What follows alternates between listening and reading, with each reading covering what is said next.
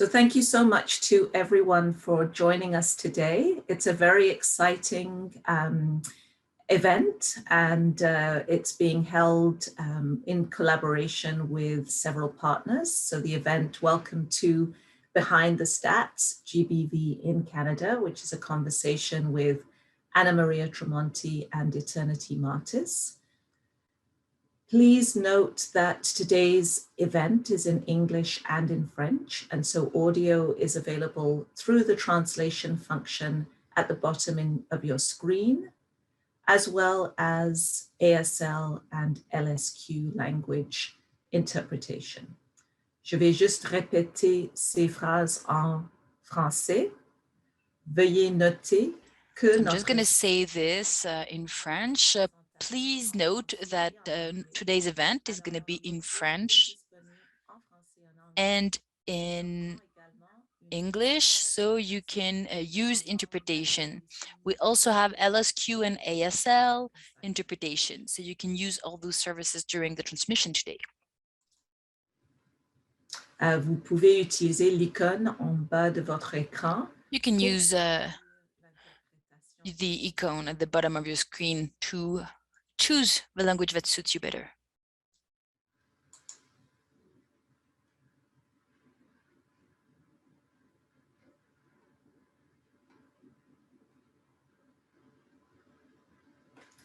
And so without further ado, we'll welcome our first speaker today, the Honourable Marci Ien, Minister for Women and Gender Equality and Youth in Canada, has very kindly sent a video message for us all to welcome us to this important conversation.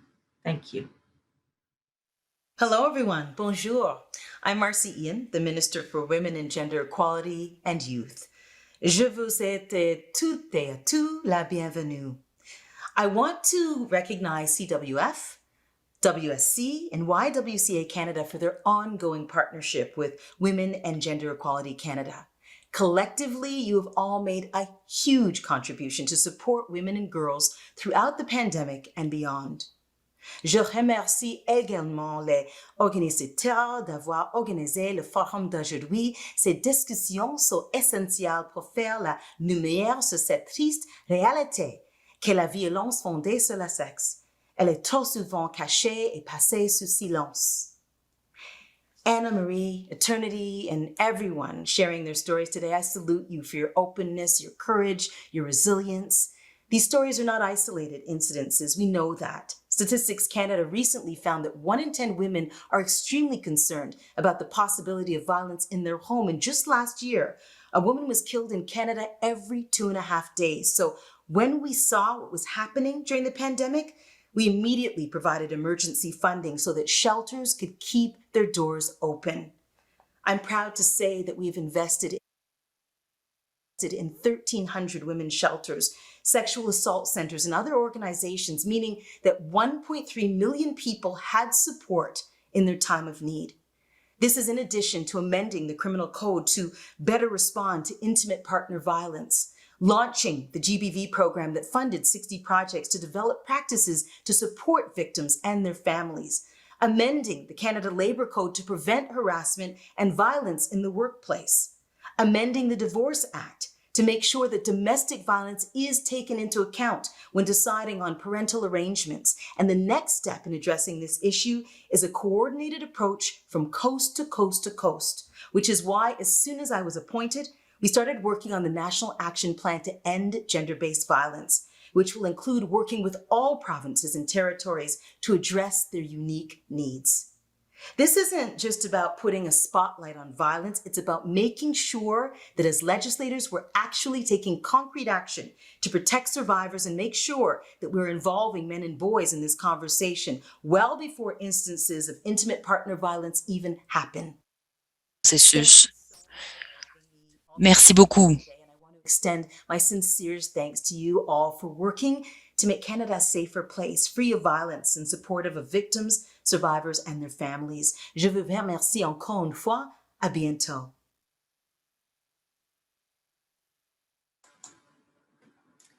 Merci beaucoup à l'honorable Marci Ien. Thank you so much to the Honorable Maclean. So I'm going to talk in French first and then in English. Today's event brought to you by Women's Shelter Canada, YWCA Canada, and the Canadian Women's. And we're happy to present today the two journalists that are here with us, that are going to share the experiences that hide so oftenly behind the facts.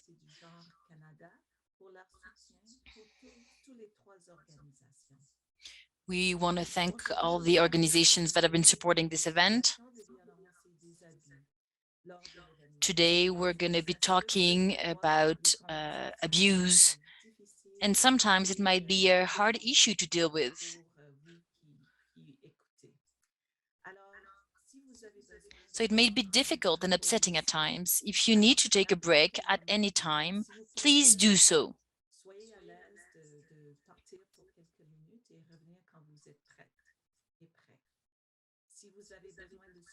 And if you need support during or after the event, please visit sheltersafe.ca and you're going to see the link in the chat.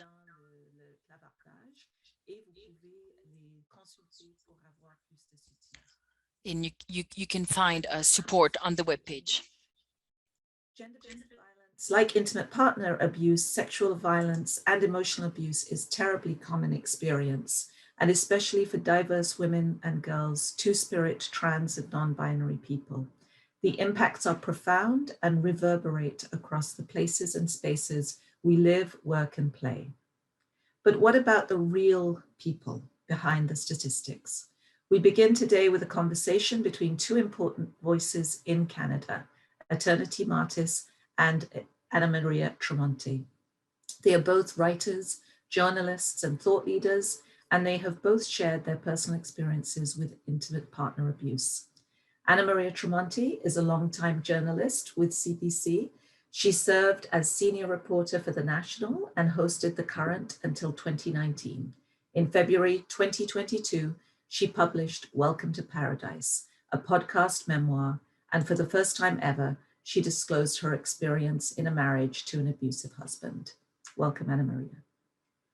Eternity Martis is a journalist and editor who has worked with the Huffington Post, Chatelaine, Maclean's CBC, The Walrus, and many more.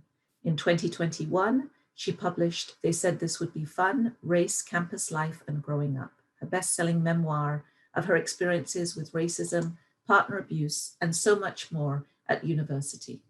She's now assistant professor of journalism at Toronto Metropolitan University. Welcome, Eternity. After this conversation, we will be joined by President and CEO of the Canadian Women's Foundation, Paulette Senior, Executive Director of Women's Shelters Canada, Lise Martin, and Interim Chief Executive Officer and Director of Member Services and Development at YWCA, Rain Lillefelt. They will discuss urgent moves we need to make in our lives, our work, and our communities to end abuse, and importantly, build better support for survivors. I just have a couple of housekeeping points before we hand over to Ana Maria and Eternity. At the end of the event, we will have a prize draw for people who are in the Zoom room, which is a chance to win, that's just my Freudian slip, a chance to win Eternity Martis's book. They said this would be fun. So we encourage you to stick around for that. There is a Q&A box to share your questions for when we get to the Q&A section at the end. And if you are having any tech issues, please reach out to the tech support team in the chat. And there'll be information on that added to the chat as we go. So with that, I will hand over. Thank you so much, Eternity and Ana Maria, for joining us today.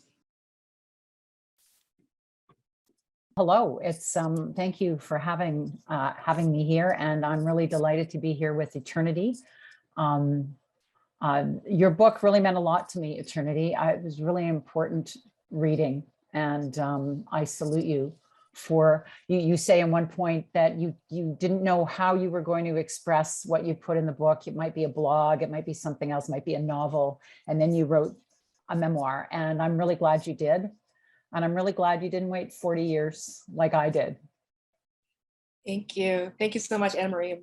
It's just like, it's a great experience to be here with you and to be here with all of you, and for you and for me. Your podcast coming out this year was also kind of a way for me to see my own experience in your experience, and to see us as journalists talking about this was really important. I know we'll get into it later about bias and the challenges and the obstacles to sharing our stories. So thank you for sharing yours. It definitely helped me. And I'm really excited for this conversation. We've been asked to basically share like an overview of our personal stories. So maybe I'll just do a little bit of that and I'll turn it over to you. So it did take me 40 years. I am now in my 60s, but when I was 23 years old, I married a man who abused me, and I didn't see it coming. And when it happened, I didn't understand, but I understood immediately that he was blaming me for his rage that he took out on me. And he actually said, you know, you drove me to this, see what you made me do.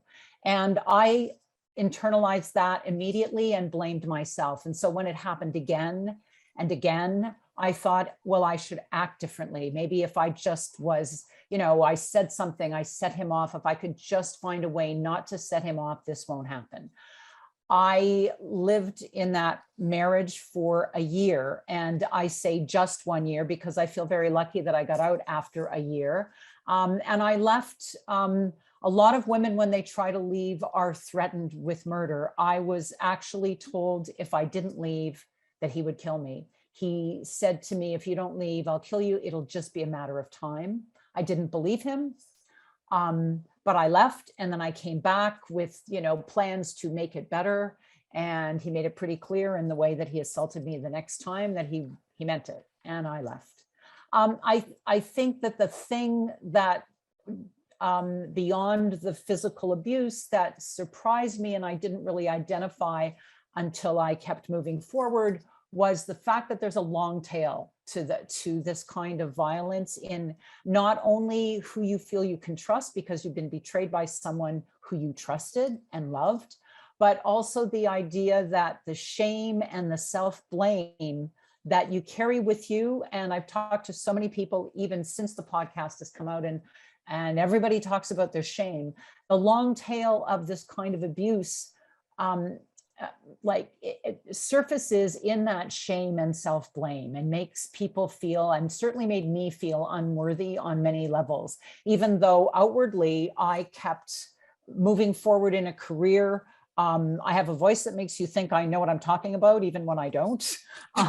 And so even my closest friends, when I finally told them, couldn't really believe this had happened to me, because we have all these stereotypes around who could be a victim and a survivor of intimate partner violence. And what I've discovered and what I understood early on was that we pass each other on the streets every day, and we don't understand that we share this kind of trauma, and we still live in a society that wants to hive it off and wall it off as individual things. And that's finally, I got to the point where I felt I could tell that story, and I chose to do it in a podcast. Yeah, I actually had a bit of a similar experience there where, and Anna Maria, in your podcast, you talk about this of kind of being relatively new to love and to dating. And I was as well. I was 16. And so I was very much an outsider my whole life, grew up multiracial in a Pakistani household. I was very emo, and there were no emo Black kids in my high school. And so I just kind of felt very lost. And around 16, I had a growth spurt, changed my style. And I was like, you know what, I'm going to have a boyfriend. But I don't think I had ever thought about what that meant to be a girlfriend, what a relationship was. And like a lot of folks who are from South Asian backgrounds or other cultures, we don't really talk about dating and relationships in our families. And so everything I learned was from the OC, from Gossip Girl. It was all these shows where men were aggressive and they showed that they loved you through hurting you.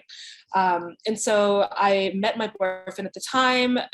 He was East Asian, and that was kind of the first barrier for me, that I had not realized that race was going to play a role in our relationship, which ended up coming out later.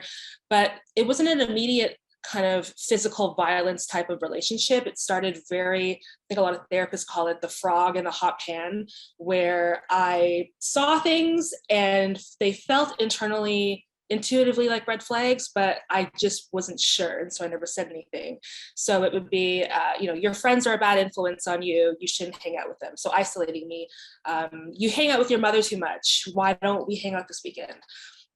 Sometimes it was pinching my legs. He would pinch my legs if I wore something too short, so I wasn't able to wear skirts and dresses. And a lot of it was emotional. So kind of keeping tabs on where I was, saying things to make me kind of stay in line. And I think the most shocking thing for me was, again, this idea that I, for some reason, and I know you've spoken about this too, Anna Maria, didn't think it could happen to me. And there was no good reason for thinking that. I thought, well, I came from a home, a great home. I have, I'm in school. Why would it happen to me? And at that time, I was in high school. So I was teaching other students how to read the red flags. That was my job. So I was showing all these other younger students, this is what happens and this is when you should leave. But it was happening to me and I wasn't doing anything. And so I ended up going away to Western University. And a big part of the reason that I went was because I wanted to escape him. He actually applied to Western so that we wouldn't be separated. He didn't get in. And I was like, okay, that's my cue, I'm going. And it had gotten to the point where there had been no physical violence, but he was starting to threaten it and say, well, I'm very strong. I could, one punch and you would be dead.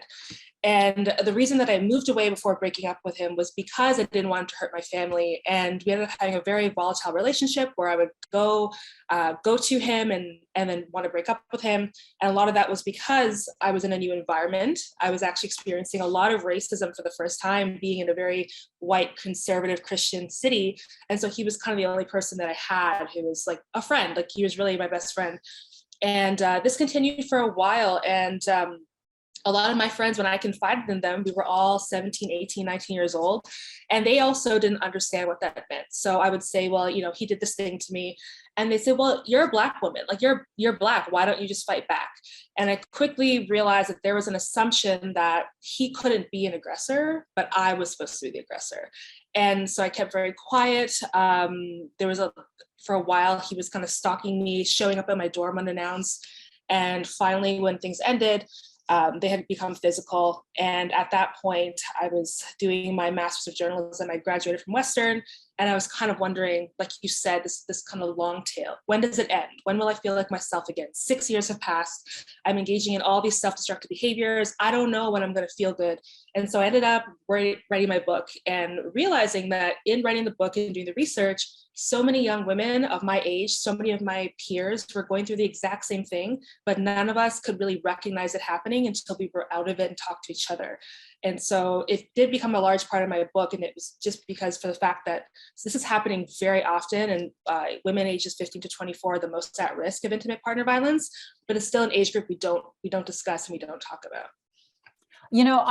I'm really glad you underlined that point, because the other thing is that you don't have to be living with a partner to have this happen. You were dating, and you still were vulnerable to what he did. And when you outline what happened to you, the parallel to me is that coercive control, a word, like a phrase I didn't even know for the longest time, but that pattern of behaviors on the part of the perpetrator to start to control you, to tell you they don't like what you're wearing, to isolate you from your friends, to kind of make you feel that they're not happy with you, so that you start being aware of your behavior so that you are under their control. And the fact that that can happen regardless of whether you're living with them, and that can happen when you're 16, and it flies under the radar of the adults around you too.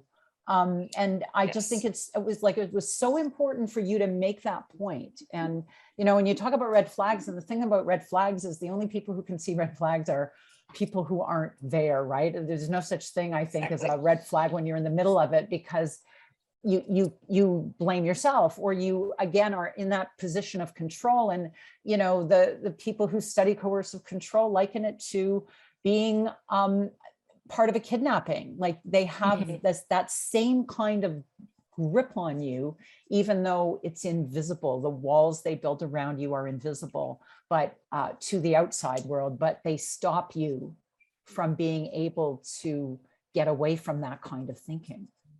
Yes, and I think the worst thing about it, especially for younger people, is that sometimes your friends haven't even been through that, so they can't even tell you what the red flags are. Like, they're going through it too, and so especially the adults in your life, they may not even notice it, or they may brush off that behavior as, boys will be boys, for example. And so it's just an endless cycle for all ages, but I think especially for younger people. Yeah, and also I guess that's the big question there. The perpetrators, like, we are talking about violent young men who then go home and may often come from families or situations where they have experienced violence, but they're not on anyone's radar either. Their behavior at a point in their life where somebody could intervene is not being noticed. Exactly. Absolutely. And I think that kind of leads a bit into the next question, Maria, which is that we both decided to write, to share, to put our stories out there. And it's a really vulnerable thing to do. And of course, for us, we've both spoken about it. It comes with a lot of challenges or fears, but I think it also came with a lot of opportunities for sharing. So could you tell us a bit about how you decided to share your story and what you found were the challenges and obstacles and the success of doing that? Well, I had wanted to do something. I thought of writing a novel, like a year in the life, like early on, and then I just could never, and I'd started and it just wouldn't work. And I would, early on I was scribbling and then I would let it go and I wouldn't think about it. And then it would come back and I'd think I'd want to do this story. And then it was listening to someone talk about podcasting. It was the guy who did S-Town who talked about doing a podcast and treating it like a novel. In other words, treating it like a story where it's not a news thing, but you really actually look at it as a story and you use your audio storytelling to do that. And I thought, well, what have I done for decades? I've told audio stories. Why don't I try to tell this story in a podcast? And when I decided to do that, it just started to fall in place. But then by the time I got it all together, COVID hit. Because I was actually going to go, this happened to me living in Nova Scotia and New Brunswick. I was going to go back and I couldn't get in, right? Because they had shut down. And I also wanted to work with a therapist, Farzana doctor, who I worked with, just as a touchstone for me, because I thought this would raise things that would bother me and I wouldn't know how to express it. And so we started recording these things and I realized I was going to use a little bit of clip, but I realized she was such an integral part to me telling the story. And so I wanted to tell the story because I thought it was time to contribute to the conversation. And I really thought that I had been contributing to the conversation by interviewing other survivors of intimate partner violence and domestic violence. But somewhere along the line, I felt it's kind of like a lie because you never talk about what you went through. And I had to do that. So I ended up doing it with this way. And in the process, I actually thought that I knew my own story. I had a friend who said, leave room for discovery, which of course you always do in telling an audio story.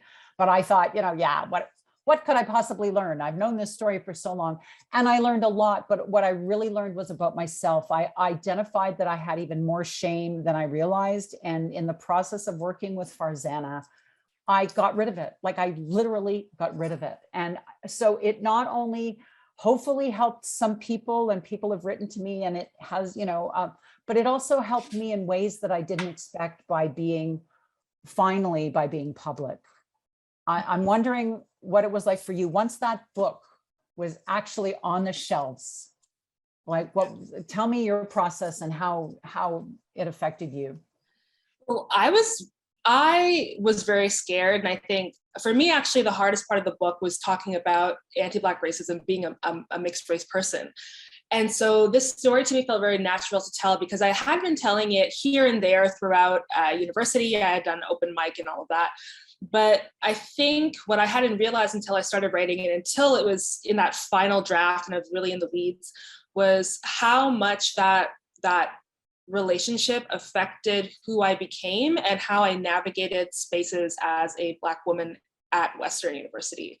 And when I was writing the book, I actually had this like, big dream of being like Carrie Bradshaw from Sex and the City and writing a dating book. And so that's how my book had actually been when I pitched it. It was a kind of book of essays of funny things. And my editor said to me, none of this is funny, right? Like, this is very dark. And I had never given myself permission to see anything I had gone through as serious, because every time I did confide in someone about the gender-based violence, about racism, about how they kind of intersected, because it wasn't just my partner, it was being out in public and hearing misogynistic, racist comments from people. And I realized that nobody ever let me feel what I was feeling. And so the reasons that I did what I did, the reasons that I did not do well in school, the reasons that I had anxiety were all related to this relationship. So it felt really important to share it. I think I did struggle. I actually rewrote that chapter a few days before the final deadline because I wasn't happy with it. And it was written a lot like the rest of the book. It was written as, I said this, he said that, but it didn't quite feel right. It felt like I was painting him as a villain. And I think that even when someone does horrible things to you, there's still parts of that person that are human. And I tried to look for that in his story and in our story. And I'm like, how am I going to write this chapter? I can't release this book like this. And I ended up going back home to my mom's place. And when our relationship ended and he was actually charged with assault, I would write him letters because I didn't know how to talk to him. And so I reread those letters and I was like, well, why don't I write this chapter as a letter to him? Not hoping or assuming he'd read it, but as some kind of healing for myself. And I think through writing that chapter and tying it into the other stories of young women going through this, a lot of women who didn't make it out and who were killed, I think that's probably when I realized that I didn't deserve what happened. But I also had been working with therapists, and every time she would ask me, she would say, can you just repeat after me, you didn't deserve it. I couldn't say it because I really felt like I had done something. And a lot of that was my own shame, but it was also the shame brought upon me by other people making comments and assumptions and innuendos that I had deserved it. So when it did come out, I felt really happy that it was there, and I felt lighter, but I also hope that if there was somebody who was younger and going through this, if the noise around them is telling them, you deserve to feel ashamed or you deserve this, that they could read this and at least see some of themselves. And that the perpetrators who are doing this and reading it may actually see some of their behavior in my ex-boyfriend as well. And that's why I didn't give him a name in that chapter. It was more of a you and I versus kind of conversation. Mm-hmm. I thought it was really powerful. And I think, I have to say, in reading all of your book, I think, I went through this in 1 year, and then I deal with the long tail through a lot of things. And you go through this, and you don't only deal with the long tail, you deal with the pile-on of racism that comes at you from every direction, including as a Black woman trying to date, including like the sexual racism, like all of that. And that is not something I experienced. Like right away, the depth of what you had to survive continues on a different level. And it's really important that I think we acknowledge that, and because that's the conversation. We know that, I am an aging white woman. I went through one thing. I'm not diminishing what I went through, but what you went through got piled on by a whole bunch of other things. So as you try to navigate that, you have even more things that are trying to trip you up, that are trying to hold you back, that are trying to reinforce that shame and blame that you were already feeling. It was coming at you from a lot of other directions too. It was. And a lot of things happening at a time when our brains aren't even developed at that point, right? We're not even fully who we are. And I went to Western, yes, to escape my abuser, but I also went to find out who I was. And then I couldn't, because all of these labels, now I'm a survivor and I'm a victim and I'm a bad feminist and I'm a Black woman, and Black woman as in not in like I'm a Black woman, but I'm a nag, I'm entitled, I'm animalistic. And so I'm like, how do I figure out who I am when people keep throwing those labels on me? And who am I without them? And that was a very big thing I struggled with for years after that. And you write about bias. Talk to me a little bit about bias and blame. Yeah, I became a journalist, actually. And it was more of a personal thing, I think. I think my experience at Western and my experience with my ex-boyfriend was what made me a journalist. I had always wanted to be a writer, but I was seeing my story unfold, and I was seeing the stories of the young women of color around me unfold, and there was really nothing in the media. And so this was 2010 when I was at Western, 2010 to 2016. So Black Lives Matter had just happened. A year later was Me Too. So media, no one was really talking about racism. It was kind of seen as, you don't talk about it, like abortion and politics and religion. I would try to write about it, and it was seen as inflammatory and not newsworthy. And so I knew it was happening. All these people around me knew it was happening. We kind of had this whisper network of talking about the racist and misogynistic and violent things that happened to us. And I think for me, the bias wasn't that I was afraid that if as a journalist I shared the story that I would be seen as biased, but I was afraid of, would I even get to be seen as a credible journalist because I spoke about violence, and I'm a Black woman and I'm writing about race and gender.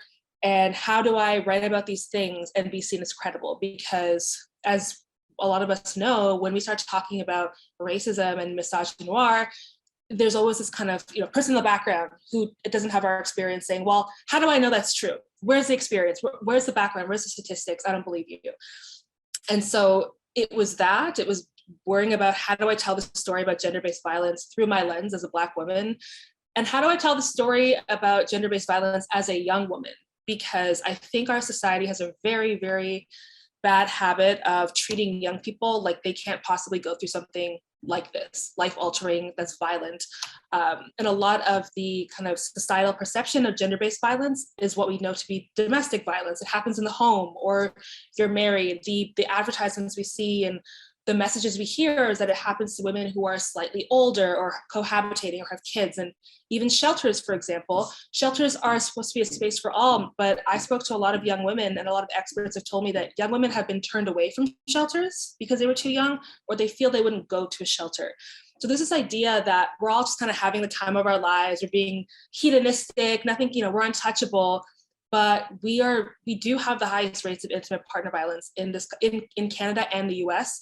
And so I was a bit kind of fearful of what people would say. Would I be dismissed again? But it felt too important to not share the story and to use my experience to open up the door to talk about the larger issue of gender-based violence in that age demographic. No, I think that's really important. When I talk about the bias, I assumed that if I was very public about what happened to me, that it would be a problem could be a problem in my newsroom. It could be a problem if I wrote about it and talked about my own experience, that it could be a problem in how I was seen to be covering the issue. I never talked to anybody who said it could be a problem, although I did have one boss who obviously was told that I had shown up halfway across the country after some experience in Fredericton and suggested maybe I was biased because I pitched a domestic violence story. I didn't do anything. I didn't do that story, but then I did others. And then I just kept doing others and not talking about myself. But I think that the real bias in coverage is twofold. One is my ex-husband was a journalist. He ends up running a regional newsroom, like with several cities reporting to him in the Maritimes. And he's the guy who said, I drove him to that. So what didn't he assign? What didn't they cover in those years? Because he saw it through a prism where women deserved that kind of treatment and he had done nothing wrong. And, and no one had ever charged him. I would actually, I turned the police away once. So, but then the other bias that comes into that is the fact that in newsrooms, I'm part of that generation of women who showed up in newsrooms in large numbers. And so we changed coverage of things like the Montreal Massacre. Like we saw that immediately as violence against women. The men in my bureau did not when that happened, but we changed coverage. We covered it differently. We insisted that these were stories, but we were predominantly white women, almost exclusively white women. And so we were not hearing from other people. And they weren't in the newsroom with us arguing that these were stories, which is, again, the importance when we talk about diversity in newsrooms, when we talk about getting more people of color, men and women, and like age and all of that, that's why it matters, because everybody brings a lived experience and an understanding of community to those newsrooms. And for too long, newsrooms were not diverse enough. And that's what you're expressing is exactly why that happened. Yeah, absolutely. And I think even for me, when I got into my internship in 2016 as a young journalist, I couldn't even write about black issues because it was seen as a conflict of interest. So you have a lot of, older male white journalists reporting on communities they don't belong to, and it's not seen as biased, it's seen as objective. But when I would go in and try to tell these stories, I was too close to the story and I was biased in that way as well. So we are still seeing that. I think it's changed a bit, but that wasn't even that long ago, right? Yeah. We talked a little bit about this in Maria, you talked about this in your podcast, but you did confide in some people, and you talked to your dad in your podcast and your friends. And I'm kind of wondering who or what has helped you in your healing? Well, the fact that I think, like the fact that I actually chose to work with a therapist again when I figured that I didn't really need therapy, really helped me, because it helped me identify that I still needed healing. I think what helped me long-term in my healing, that got me to the place where I could talk about it, was the work that I did. That the more people I talked to, the more I understood that it's important to speak up, and it's important to help people find a place to use their voice. And so that helped me over time. And, my dad knew 2 years after I left, my dad and mom knew, but they didn't know all the detail. And I am very lucky that, even at 97, my dad will have like a very philosophical conversation with me about things like that. And in the end, I think it was, and I'm with a partner who actually wanted to hear and wanted to really absorb what I had to say. Not everybody that I would, that I was with in the many times between wanted to hear it. So I think it was a combination of those things. And the other thing that helped me was understanding what coercive control was, because then it suddenly made sense. It suddenly made sense that you can't be blamed. But I would argue as well that there are still a lot of people who still think it's something that happens to people they don't know. Like they still kind of close down on it and don't want to see it. And I don't understand that because it does surround us. And it's not a women's issue. It's not it is a societal issue. And we know now, we can even connect the dots from this kind of abuse of a partner to serial killing. And we saw it in Portapic, right? We saw it in Uvalde, right? He shot his grandmother and then he went to the school. And we're still trying to label it with, what is a boyfriend, what is not a boyfriend, or what is a partner, when it can be other people in your intimate life, who are doing this. So we still have a long way to go.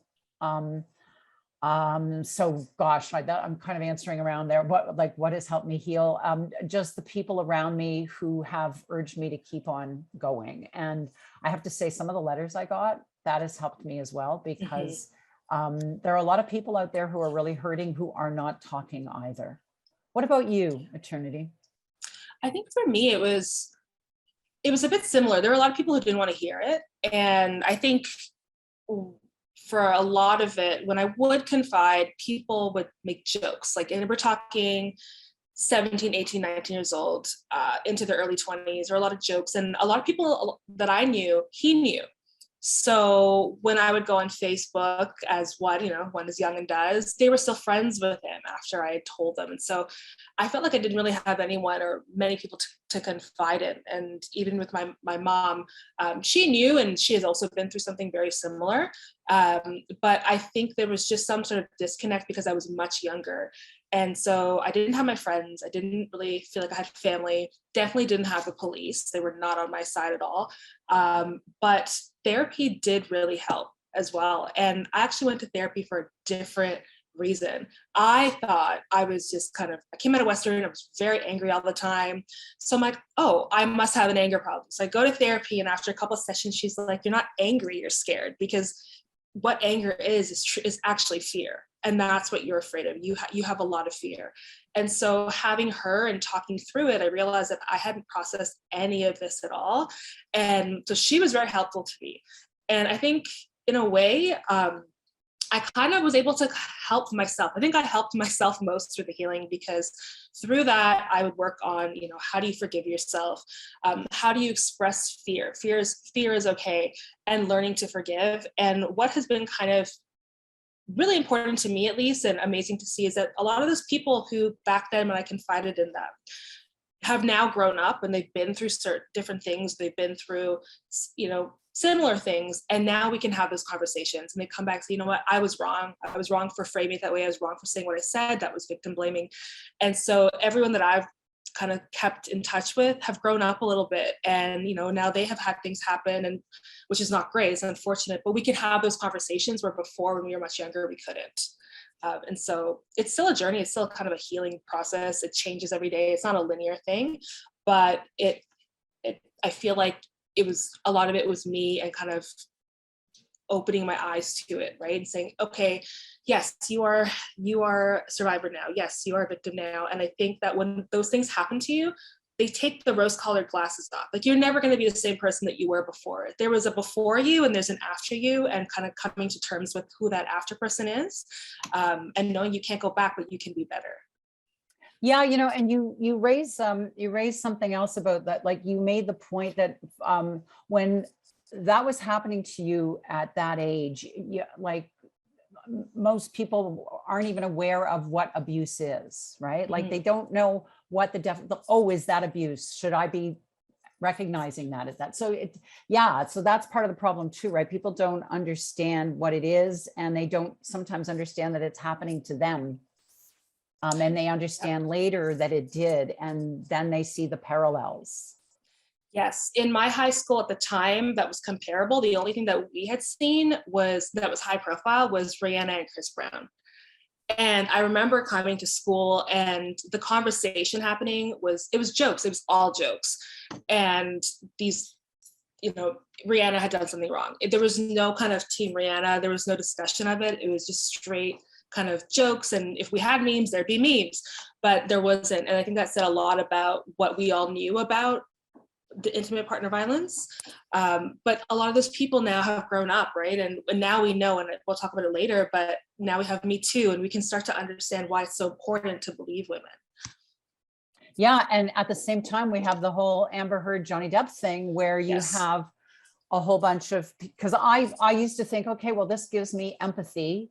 And so I will understand when someone else is talking about this, or I will understand, like, I know where they're coming from. But and there have been studies, and I hope we get into this too, with that have been done by Nicole Badera, looking at, the number of people who even are survivors of intimate partner violence or domestic violence, who don't want to believe someone else, or who think someone's story, because they're not, quote unquote, a credible, or the perfect witness, the perfect victim, that somehow that affects their victimhood. But I mean, we saw that play out again with the Depp Heard defamation case, which is really problematic for so many reasons. Yes. Yeah. We got a few things more that we should talk about, though. We do. So if you could pick a few things now that we need to concentrate on for others going through this, or wanting to help someone going through this, what would they be? Oh gosh, there's so many. I think the first thing, absolutely 100%, is believing women. And I know Amber Heard and Johnny Depp will come up again, but that was a great example of it. And I think that kind of believing women is the very first thing, not focusing on this very, very small percentage of false allegations, which are very small. Just giving every woman the faith that you believe them.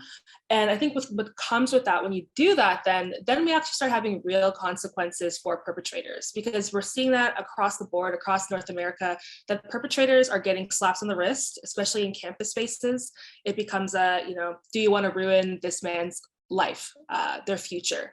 So by believing women, the rest of that boys will be boys mentality will start to fall away, if we can truly, honestly, and genuinely believe women.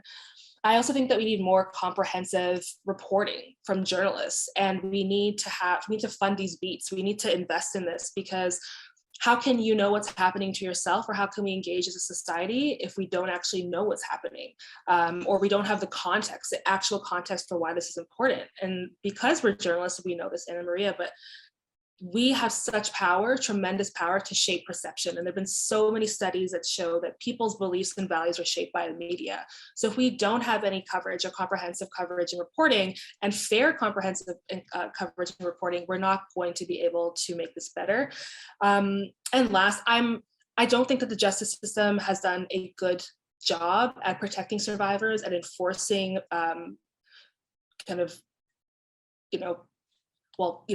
dealing with perpetrators, or just enforcing any of these laws and these charges that are out there to protect us. So I do believe that a lot of women, especially women of color, queer and trans survivors, are using alternate approaches to justice.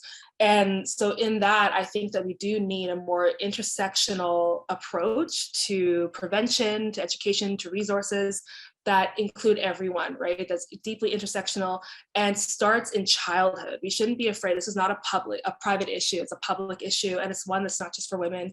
It's especially for young boys. So starting young and having the funding, and especially the funding for people who are my age, who are in that university age group, because we actually do fall in between the funding gap. There's a lot of funding for teen dating, and then for domestic violence, but not necessarily for that squishy middle when you're just becoming a young adult.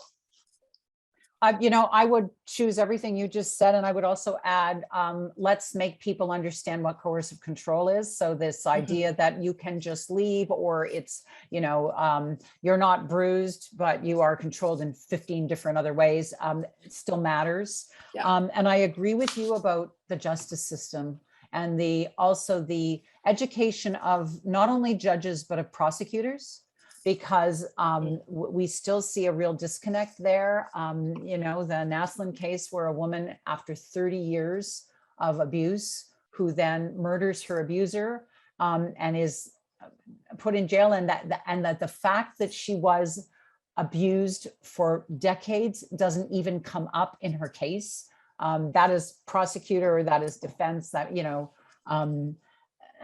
So we need that kind of education. And obviously, look who made the laws. So we need to actually look at these laws. And I agree with you, this idea that we talk about, oh, you're ruining this young man's life, this young person's life who is the assaulter, the perpetrator, but we never talk about how they are ruining somebody's life with their actions, and how that continues. We have to talk about it. And this is not a niche media coverage. This is again, we know this now, and now that I am even more aware of it, I am shocked at how this doesn't come up again in the Nova Scotia inquiry as a paragraph, in every background paragraph in the coverage. Why this isn't coming up at all in Uvalde, why this isn't coming up. There was just a story in the United States as they try to change these laws. They're hamstrung on how do you describe a boyfriend, like the intimate partner. Well, you should be looking at who, again, it's not necessarily the gender, but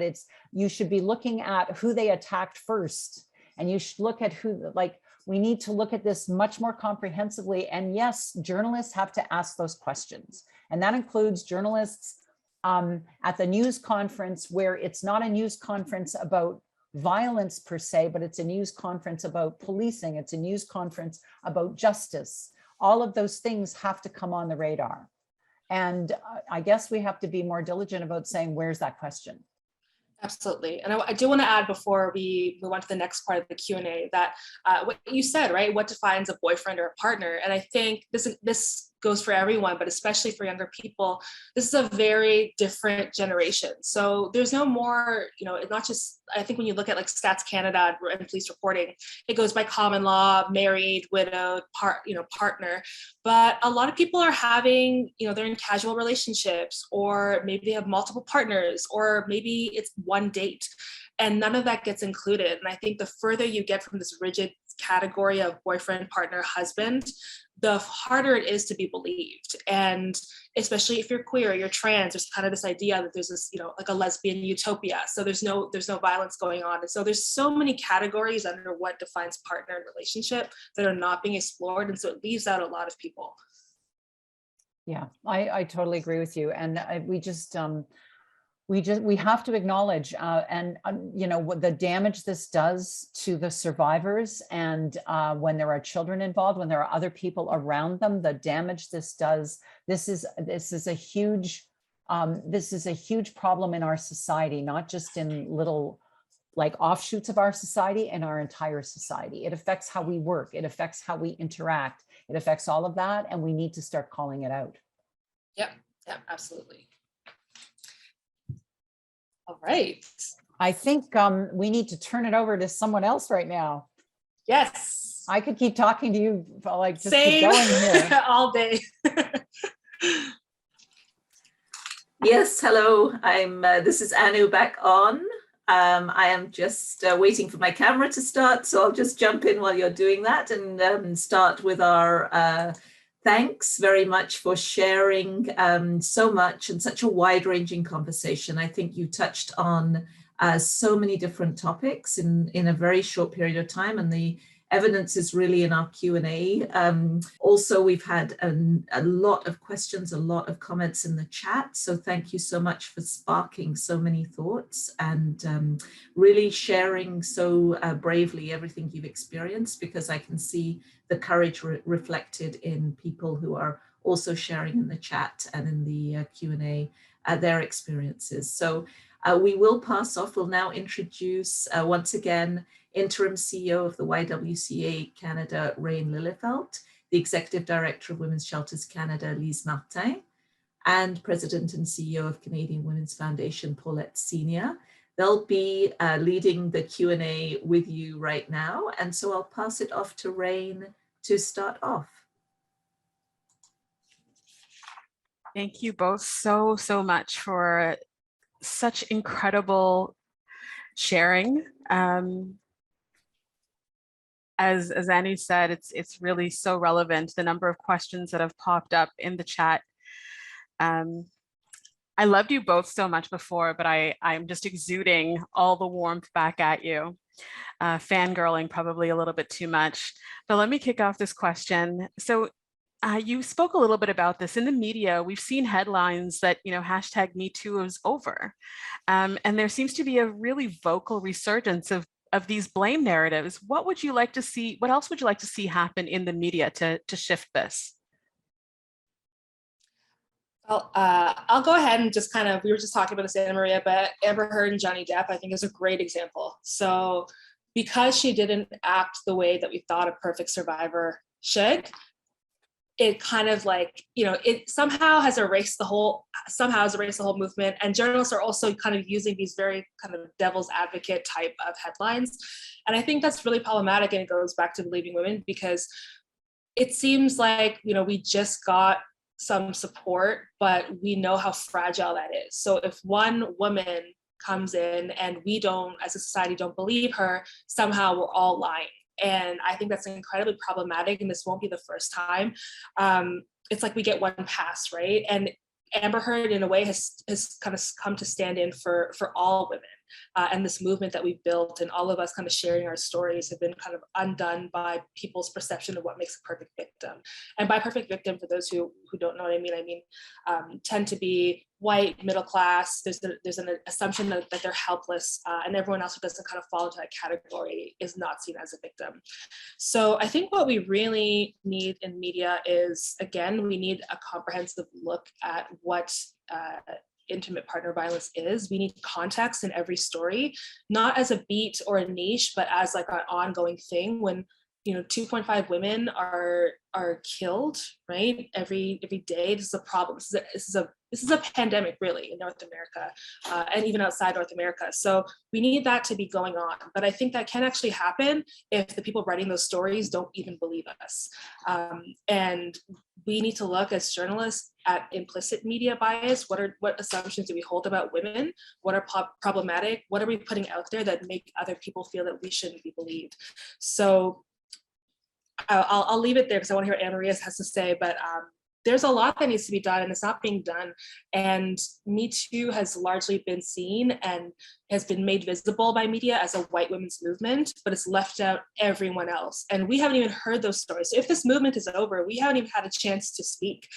We haven't even been seen as credible or even deserving of speaking. And so in covering Me Too and in covering our stories, we need to be more comprehensive about who is seen as a victim and a survivor. I would totally agree because, the survivors are still there. So even if some people don't want to believe them, they're still there. So what do we do in the media? And I think one of the things is that we don't leave it to chance. So that the Heard Depp thing was a defamation case. I remember that the judge in the US, in the UK, a similar defamation case with the same two people came to a very different conclusion. You heard, you've seen the stories of the jurist who talked about, she would cry, then she wouldn't cry, and we didn't know what to make of her. And so this is totally to chance by a jury, and we see the problem, but we don't leave it to chance. The work that so many people are doing behind the scenes that is sort of encapsulated by the Me Too movement is still going on. The work of Tarana Burke that had, that first coined Me Too is still going on. And so it is part of the media's responsibility. People can write the "Is Me Too dead?" as the punditry, but we need to cover the work that is still going on. And, there was, I was reminded of this. There was just a piece by Susan Faludi, who wrote the book Backlash, talking about feminism and talking about how feminism sort of at some point becomes this thing for celebrities and for people to talk about, the big celebrities can talk about feminism, but the work against feminism was going on quietly behind the scenes. And the people who thought if the fight was over were celebrating the celebrity culture of it all. And the work has to continue behind the scenes. And so in the tragic case where Amber Heard is not believed, does not mean other women should not or will not be believed. And so how do we do that? And how do judges, inform juries? How do lawyers work? How do all of those things work behind the scenes? Because the assaults are not going away. The survivors are still there. And we have to find ways to continue to help them find a voice so that a wider public understands they are still there and they want to talk about it now, and they're not going to not talk about it. Defamation is very real. I thought about that with my podcast. By a fluke, the man who abused me died before I finished the podcast. And there's my big spoiler alert. But I made sure that I had my original divorce documents before I started it because I understood that could happen. But I got divorced in a time when you actually had to put that stuff on paper and a judge had to accept it, even if it wasn't, didn't have the weight of a criminal court, it had the weight of a judge accepting it. So there are ways to help people tell their stories. The media knows what they are. We work with lawyers every day on telling stories so that we don't get sued in telling stories. And we have to learn how to do that, but that doesn't mean you have to be silent. We have to work very hard behind the scenes to keep those voices coming forward. And I just want to add very quickly, I think the most telling thing about the coverage of the Heard Depp trial was when all the headlines, or most of the headlines, said Johnny Depp won. And that was very telling to me because he didn't win. He still owed her money. He defamed her as well. But then, like you said, in a different country, he lost because those were partially or substantially true, that he abused her. So when we do that, it's quite dangerous. Now we have people saying, free Johnny, Johnny won, but he didn't actually win. And then a different place, and like you said, by the fluke of the jury, this case went differently, but it may not have gone differently somewhere else or with a different jury. Thank you.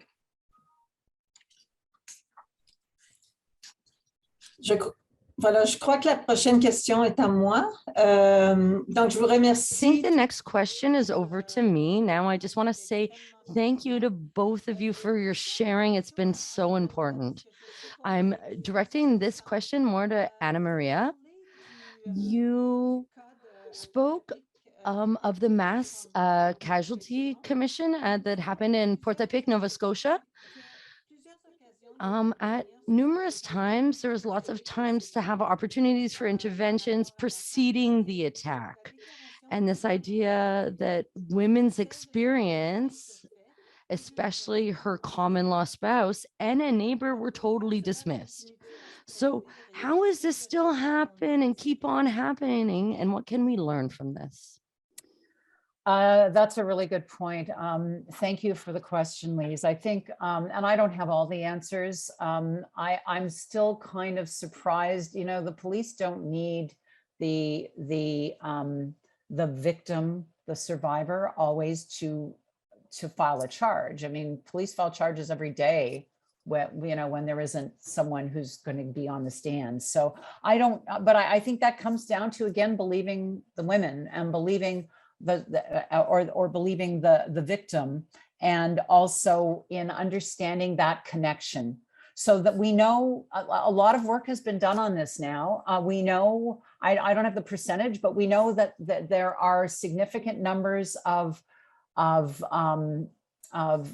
mass killings that begin with an act of domestic violence.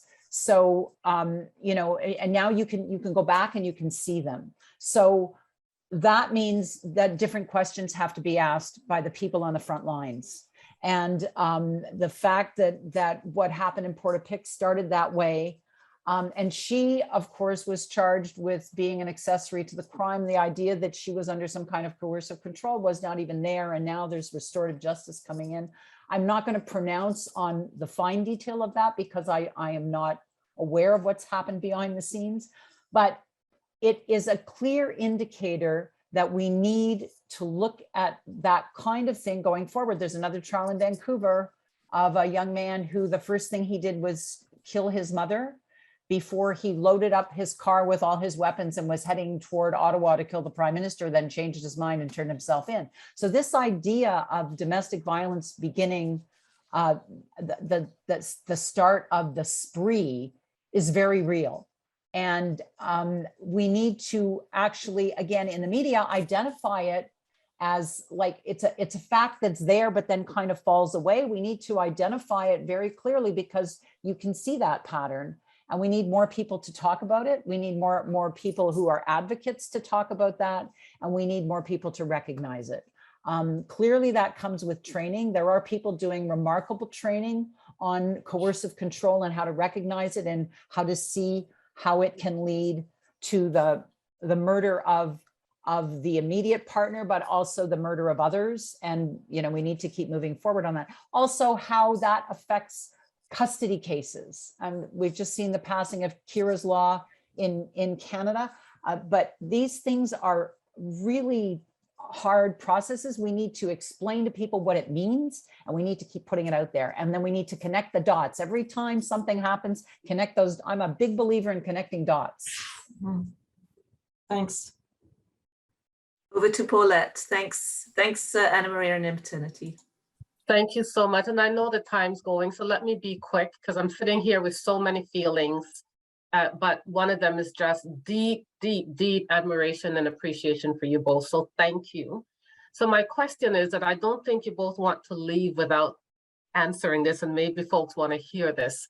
Is there anything that gives you, anything you're seeing, actions or initiative that gives you hope personally today, because around the prevention and the eventual ending of gender-based violence?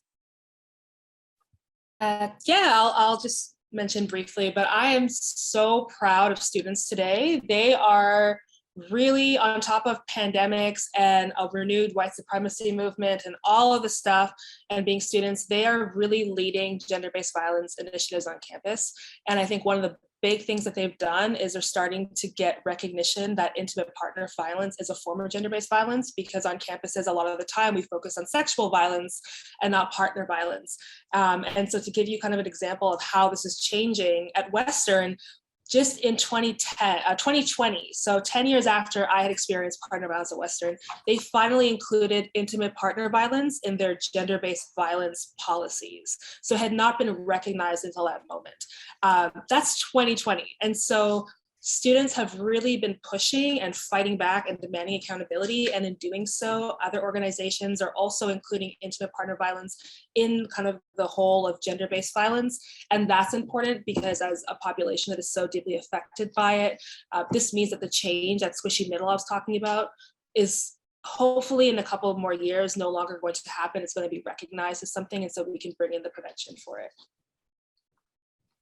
I would agree that what gives me hope is the generations coming up who don't think they should be silent, who are forcing some of this onto the agenda of a generation that didn't want to talk about it. I also take great hope from a lot of the people who are writing to me since I did my podcast, because it is, despite the terrible things people have gone through, and they've poured out their heart, and they've told me a lot about their lives, and they've told me about how they've gone forward with their lives. The idea that survivors of this violence are weak, that they are to be blamed, something in a lot of people really what I see is their strength.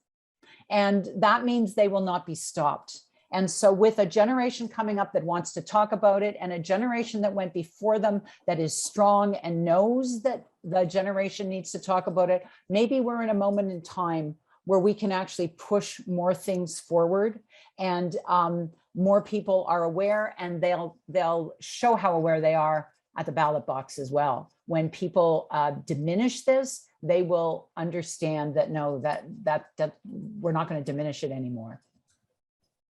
Thank you. Thank you so much. Such an important topic, and the hope is important. We need to also be able to see the progress. Over to you, Anu.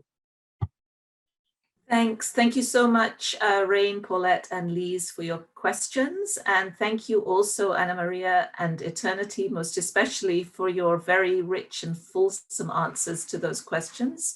We very, very much appreciate the time you've taken to stay with us this afternoon and let us know so many ideas and spark thoughts for further change. So really congratulations on the podcast and the book again, and how much impact it's had in Canada and beyond. And we look forward to further conversations as this continues to develop. As Paulette says, we need help, hope, and we need to focus on the way we can move forward together. So thank you for how you've added to that tremendous movement to end gender-based violence. Any further words before we let you go? I would like to thank all of you for the work that you do in helping so many people through shelters, through support systems. You know, it's one thing for me to talk about this, but you roll up your sleeves every day and you're on the front lines. And it's your work that has helped so many try to navigate, you know, the most traumatic period of their life. And I just want to acknowledge all of the work you do. And, you know, you don't get a lot of credit. So I just want to thank you for all that you do. Yeah, thank you so much. And thank you for having us and for this conversation, and for everyone for listening. It's been a real pleasure. So thank you so much. Thank you. And I know, Anna Maria, your words will mean a lot to many of the people who have joined on the call, because many of them are frontline workers who are doing this work day to day. And knowing that this important issue is being taken seriously in journalism, in media, and Eternity changing the conversation in the way that you've talked about, so that we change that culture of stigma, is really, you're helping in so many ways by doing that too. So thank you so much. Thank you. Thank you.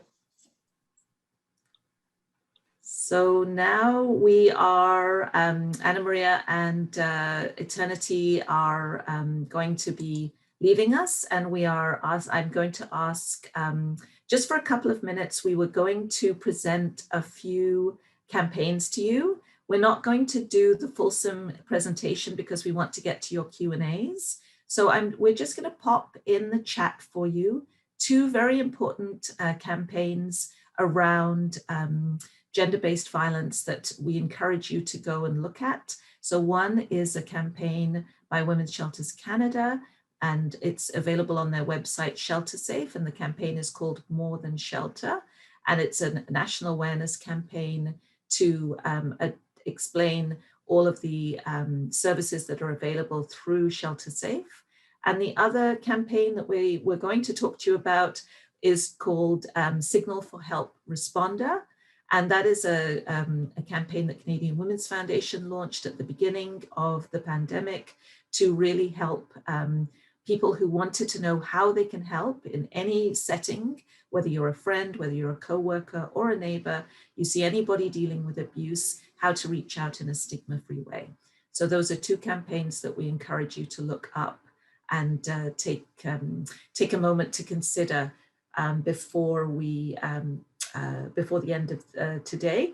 And also, before we just pass over to the Q&As with our CEOs, we want to thank the Slate Family Foundation for their generous support to all of our organizations, as well as 9 other charities who are addressing the challenges that women and girls face in Canada at this time. So now I'll have some questions for Paulette for Rain and from Lise. These are questions that I'm trying to amalgamate multiple questions out of the, I think, 50 more questions that we received in the Q&A. So maybe Lise, I'll start with you. Je ne sais pas si tu vas répondre en... I don't know if you want to answer in French or in English. I can ask you the question in French or in English. It's really up to you. I'm gonna ask you in French and then you answer how you go. So we know that the Canadian government mentioned the National Action Plan to end gender-based violence. And we received many questions in the chat about the different laws and what are the most important legislative measures and what can we do in this national plan. So what would help us to have stronger laws and a legislation to make it more efficient, and what could you share with us with what's happening right now and what's working at the moment? Yes, so we have been, I'm going to answer in English, the question. We have been, I guess, the whole question of laws and the need for better laws, and then what Anna Maria was saying at the end, the importance of connecting the dots, I feel is so important. And partly, in listening to the conversation, it's hard not to also think, change is not happening quickly enough. I feel on a lot of these pieces. And so we feel that there is a need definitely for better coordination, better cohesion in terms of policies and laws and legislation. And, to put it simply, the reason why we've worked so hard in advocating for this National Action Plan on gender-based violence is we strongly feel that the levels of services and protection provided to women and their children should not depend on their postal code. And that is the way, things are currently. That's the current state of affairs. And I think it's so important in this discussion to, constantly remind ourselves and the people we work with how this issue must not be partisan. And again, that's the importance, because that has to be something in terms of going in with the conversations. And I guess, some of my concern in terms of where we're at now, in terms of this National Action Plan is, every province wanting to address their own priorities, but sort of looking sight of that important need of cohesion. And as we said, connecting the dots. Thank you, Lise. Thanks so much. And I think in many ways, some of the questions also, another way to connect the dots that we've seen come up in the chat, and also very much related to the campaigns that we've talked about, that both Women's Shelters Canada and Canadian Women's Foundation have launched, are about knowing how to help everyone in schools, in workplaces, in community spaces. So Paulette, maybe I can ask you, what are the initiatives that can help improve healthy relationship education, whether it's in schools or in campuses? How do we disrupt the ongoing kind of cultural, there's lots of questions in the chat also about disrupting representations of violence, and mention about how it needs to start early. And so maybe I can ask you to talk about some of the initiatives that we hope will bring about considerable change in people's mindsets and to know how to deal with gender-based violence. Thank you for that, Anu. And, you know, after listening to the conversation between Anna Maria and Eternity, and knowing how many generations apart they are, and then you ask about hope, I asked about hope, right? So I'm having my feelings, I'm all up in my feelings right now, because hope is a necessary component of this work. And we've all been in this work for decades, each of us. And the folks who are listening in, a lot of them doing this frontline work have been at it a long time. So we could all take a different take on this question.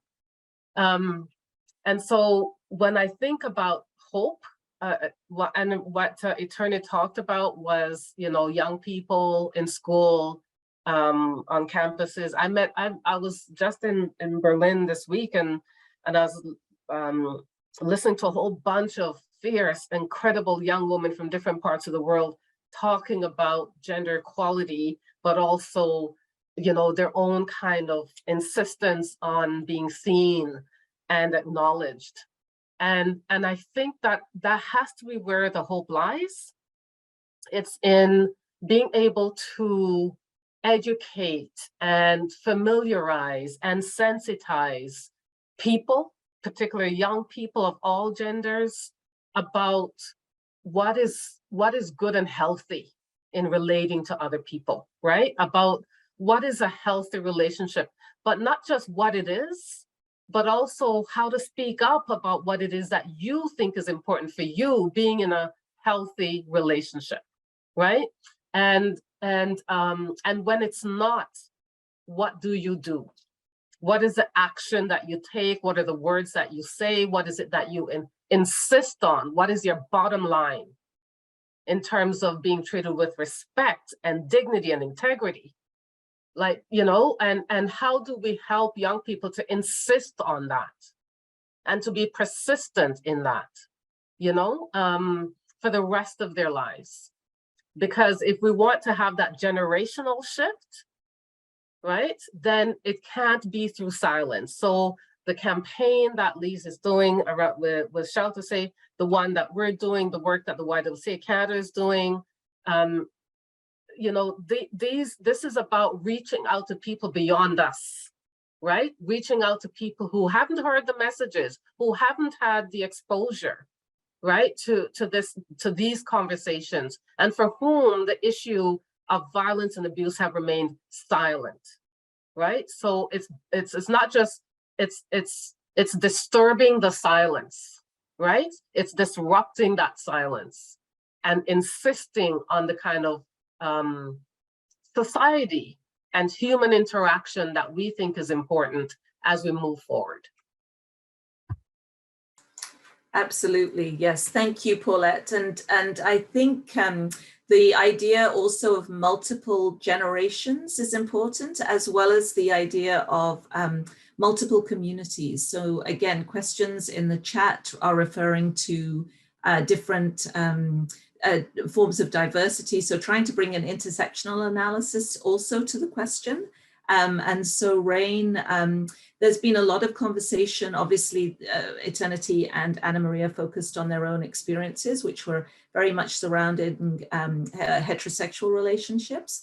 But there are gaps that we know exist very much in how we respond to Two-Spirit LGBTQ as a community, but also the reporting and the language we use. How does this continue to sort of perpetuate just a particular image of relationship violence? And we miss so many other things because we're too focused on one particular way of imagining what a relationship violence might be, and gender-based violence more broadly. And we know that through the YWCAs, there's so much grassroots action on this. So maybe that's something you could explain and pull out for us in more detail. Absolutely. I was just looking at the chat and someone talked a little bit about their experience in South Africa, which is where I'm from. And I'm always very focused on my country, and some of the challenges are, LGBTQ citizens, family experience back home. And I'm really happy to work with an organization like the YWCA that really stands for inclusion and safety with LGBTQ2S communities, especially survivors who are fleeing violence and from all kinds of relationships. And, YWCA Canada adopted a gender inclusive mandate a number of years ago. And because of that, we know that gender equity does not exist if we don't advance rights for trans, intersex, non-binary, and two-spirit people. And, the YWCA has actually this really interesting history of supporting and providing services to us LGBTQ communities. For example, YWCA, I think it was Toronto, was one of the first, was an organization that in the early 70s, hosted the first lesbian conference. And at that point, they were already providing, services.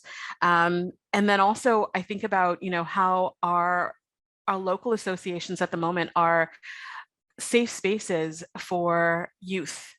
And our program workers are often working directly with youth who are from 2LGBTQ communities. And so there's still so much work to do in this area, and to center the voices of lived experiences in our work, and specifically around gender-based violence. And I think that the work that the Canadian Women's Foundation has done with the other really awesome organization, Wisdom to Action, around queering gender-based violence prevention and response in Canada is really important. And I think that, I need to just continue to big up the work of the incredible Faye Johnstone and her team in doing this work and bringing this training across the country to communities to better understand how gender-based violence plays out in all kinds of communities and all kinds of relationships. And I think that, as we move forward, what can we do, right? What are the most meaningful ways that we can continue to support these communities? And I think that's with dedicated funding to, we know that our three organizations were big, but I think about some of the smaller 2S LGBTQI organizations who are doing this work in their communities every day around gender-based violence, and for us to support their work, in whatever way that means, in terms of amplifying, supporting them with funding, because they are small organizations doing the work with our most marginalized members of the community on a day-to-day basis. And they're also, we're experiencing a lot more online hate and radicalization, and we see the links between white supremacists and trans just haters, for lack of a better word, and I think that those organizations really need support and bolstering for the work that they do, and we all need to consider that as we move forward.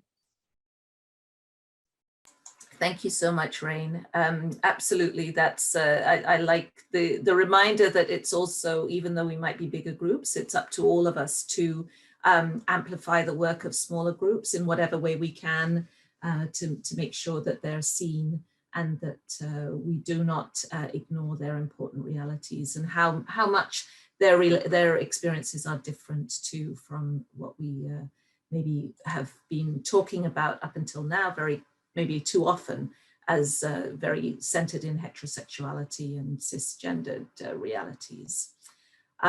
So with that, thank you so much, Lise and Rain and Paulette. Any last words before I let you go? We very much appreciate your time today and sharing so much in the work that you're doing.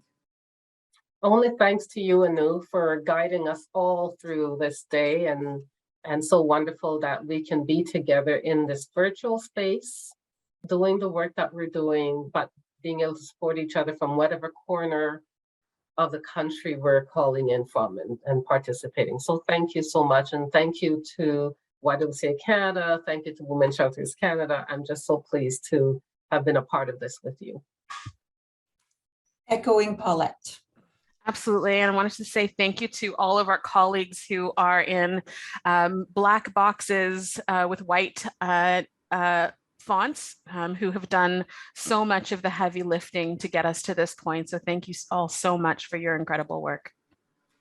Thank you. Thank you all so much. Thank you all for attending. Thank you to our amazing interpreters, LSQ, ASL, French, English, our captioners. Thank you, of course, to the CEOs. Thank you to Women and Gender Equality for their support. And thank you for all of the staff who have worked so hard to make this event so impactful and so important for us. I look forward to seeing you all again soon. Take care and happy Thursday.